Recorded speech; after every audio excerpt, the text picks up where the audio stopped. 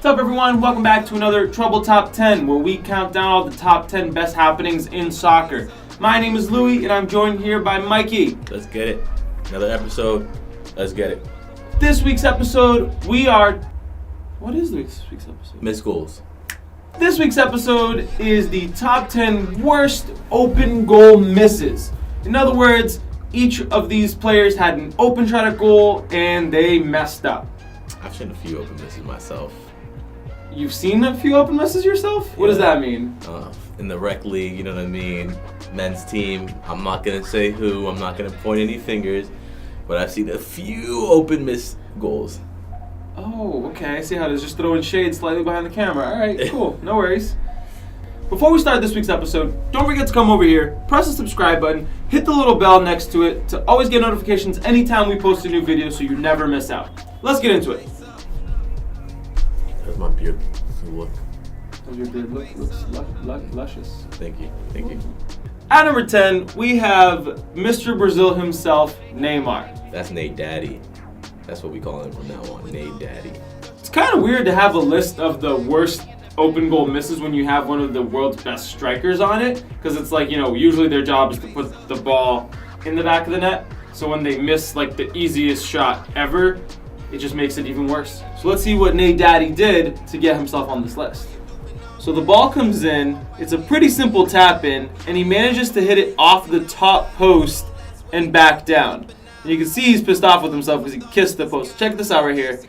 Easy tap in. He manages to hit pause it real quick. So as you can see here, out of all of the surface area of all of this, he could have done so many things at this moment. The ball could have gone anywhere inside the goal, could have gone even over the bar or on the sides, yet he still managed to hit the post, which must have felt extra salty for him, because not only did he miss it, he missed and hit the post. He had enough time to get down on both knees and head the ball in, and he still hit the crossbar. He could have done so many things, yet he managed to still hit the crossbar. Talent. At number 9, we have Freddie Ljungberg from Arsenal.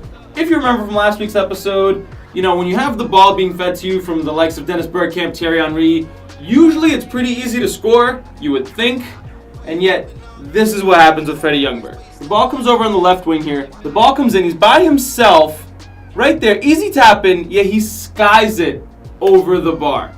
There was no defender on him. It wasn't like the Neymar one where he had the guy touched to his back. He's by himself at the top of the box. No one's around him, and he manages to sky the ball right over the top of the net. Lou, you know what the worst part about this whole thing is?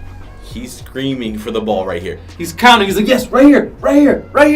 Literally right over. Oh my God. I probably would have scored that. You probably would have scored that? No? Yeah, probably me neither. At number 8, we have Yakubu Ayegbeni from Nigeria. This was on the world's biggest stage. This was the 2010 World Cup. He's playing for Nigeria, the first World Cup in Africa. And Nigeria had a pretty decent team. And let's see how Yakubu messed this one up. So the ball comes into Yakubu. He's at the top of the box over here. He has a pretty easy sitter here. Gets right by the keeper. Yeah, he managed to hit the ball out on the floor in the direction that the cross came in. Just look at his face. He knows he messed up. He's almost like, damn, I'm going to become a meme. I am the meme. I am now the meme. Look at this. It should have been the easiest tap in, yet he managed to do the impossible, which wasn't to hit it into the open net. It was literally to hit it out. Look at this. It scrapes the post and goes out. He had enough time to literally take a touch and walk it into the net. The goalkeeper was outside, nowhere near the goal. He could have easily taken a touch. That's true. There was no defender on him. The defender had slid. The goalkeeper was on the floor. The ball got by both of them, yet he still manages to hit it out. Crazy. Must suck though. You're at the World Cup. You're in front of the entire world. You have, your friends and family all watching you, and you manage to do that. You must literally go. You know what sucks? Is that his whole nation was like, please score this goal. Let's win this game. Yeah. And he did that. Yeah. Well. At number 7, you have Cristiano Ronaldo. And you even have Sir Alex in this picture pointing Cristiano Ronaldo in the right direction of the goal, being like, that's where you're supposed to shoot, dumbass. And like we said, even the greats fall down sometimes. And let's see what happened. So the ball comes in from Ryan Giggs. It's a pretty easy one on the floor. Cristiano Ronaldo has no one around him. Go back. As you can see here, Giggs is about to make the pass. All 3 defenders are right here. And Cristiano Ronaldo's alone right there by himself. There's no one guarding him. There's no one on him. The keeper's even already looking this way, not even in front of his own goal. This is the most open net that Cristiano could have ever asked for in his life, and this is what happens. He just boops it up. He leans back and just scoops it into the crowd instead of into the back of the net. Look at this. It's easy, and then just whoops, up over everybody. It makes you feel pretty good when you see things like this, because it's like, if even the best player in the world is missing sitters, then it makes you feel better than when you're at your rec league, like, someone in this room, me. When you miss sitters, it makes you feel better about yourself. It does.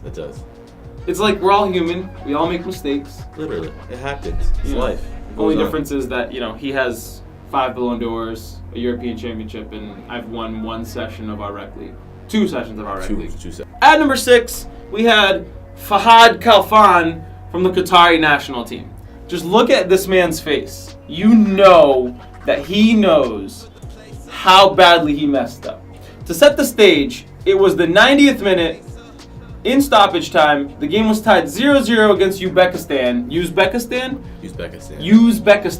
and he did this. He managed to chase down the back pass. He gets the goalkeeper somehow manages to step over it. He's clear on goal, yet he hits the post. He could have walked the ball into the net, yet he kicked the ball off of the post. Oh my God. Check it out. He's chasing the ball down. The goalkeeper weirdly jumps over the ball and lets Fahad Khalfan get the ball. And he could have walked it in. He could have fallen on the ball to make it roll in. He could have done millions of things, yet he manages to kick it off the post. Look at the goalkeeper. He gets beat out right here, and he just lays there. He just falls. He goes, ah! Hey, look at him. He's still down. It's like he was feigning injury. And let's slow it down. All right, ready? Where he kicks it, he sees it miss, and he gets up. He gets up and starts running. He's like, oh. He was gonna watch the goal happen. That's so crazy that he literally just laid there and watched all this happen. And as soon as he missed, he jumped up like, oh, I should probably get up and go do my job. At number 5, we have one of my favorite moments on this whole list is Fernando Torres missing against Manchester United. This was back when he played for Chelsea. There are actually several of Torres's misses that I could have put on here when he played for Chelsea, because it seemed like this man always missed open goals. I was literally gonna say that. There were at least 3 that I could have picked from, and I picked this one because it was my favorite. To set the stage a little bit, Manchester United are playing Chelsea, 2011. Beautiful pass comes in to cut the whole defense. Torres expertly dribbles by De Gea. Wide open, and he hits into the stands. He knew it. Look at this. The ball cuts up the whole defense, beautifully dribbles De Gea. De Gea's lost, and he could have just tapped it, and he managed to hit it out. Wow.